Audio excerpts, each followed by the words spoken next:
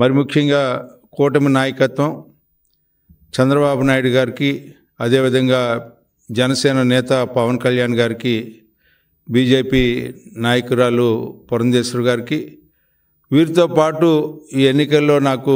ఇన్ఛార్జిగా ఉన్నటువంటి తూర్పు రాయలసీమ పట్టభద్రుల నియోజకవర్గం నుంచి గెలిచినటువంటి శాసనమండలి సభ్యులు శ్రీకాంత్ గారికి, అదేవిధంగా మరొక శాసనమండలి సభ్యులు అశోక్ బాబు గారికి, వీరితో పాటు గతం నుంచి కూడా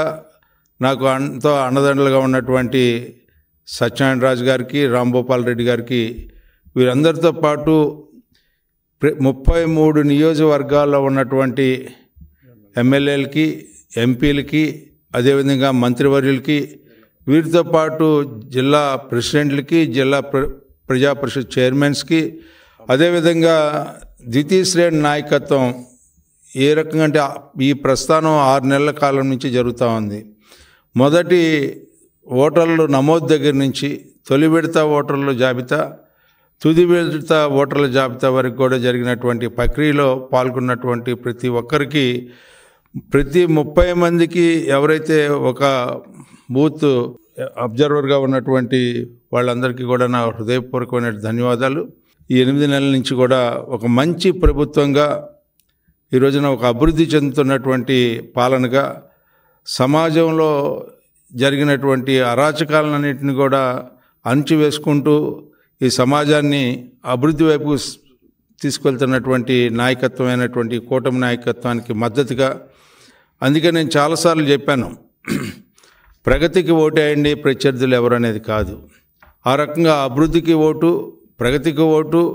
మంచి పాలనకి ఓటు. అందుకే చంద్రబాబు నాయుడు గారు చాలా స్పష్టంగా ఎన్ని విషయాలు వచ్చినా కూడా ఈ ప్రభుత్వం ఏర్పడిన దగ్గర నుంచి అన్ని విషయాల్ని సమయస్ఫూర్తితో సమ్మిళిత అభివృద్ధిని సాధించడానికి ఎంతో సమన్వయంతో ఈ రాష్ట్రాన్ని ముందుకు తీసుకెళ్తున్నాడనే నమ్మిక ఈ రోజున ఓటర్లలో కలగటం వల్ల ఎంత పెద్ద ఎత్తున దాదాపు 68% ఓటర్లు ఈ రోజున ఓటుకి వచ్చి వారు ఓటు హక్కును వినియోగించుకొని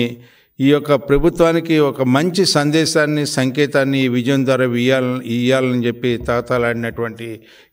ఈ ఎన్నిక అని చెప్పి మీకు ప్రత్యేకంగా మనవి చేస్తూ,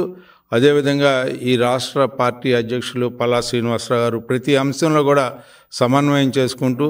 అభ్యర్థిగా ప్రకటించిన దగ్గర నుంచి ఈనాటి వరకు కూడా ప్రతి అడుగులోనూ ఆయన యొక్క ఆలోచన ఉంది అని చెప్పి చెప్పుకోవడానికి చాలా ఆనందపడతా ఉన్నాను. ఏదేమైనప్పటికీ ఈ యొక్క ఎన్నిక అనేది చాలా స్పష్టంగా ఎన్నికల యొక్క ఫలితాలు రాకముందలే ఎన్నిక ఫలితం గురించి ఆనందంగా ఉండేలాగా ఓటర్ల యొక్క హాహాభావాలు కానీ, వారు వెల్లడించినటువంటి అంశాలు కానీ, ఒక మంచి మేము ఓటేస్తున్నామని చెప్పి వివిధ ప్రాంతాల్లో ఉద్యోగాలు చేసుకున్నటువంటి ఉద్యోగస్తులందరూ కూడా తరలి వచ్చి పండగ అయినా ఈ రోజున ఇంత పెద్ద ఎత్తున పోలింగ్ జరగటం అనేది చాలా చాలా ఆనందంగా ఉందని చెప్పి మనవి చేస్తూ, ఈ యొక్క అంశంలో ప్రతి ఒక్కరికి కూడా చిన్న వ్యక్తి దగ్గర నుంచి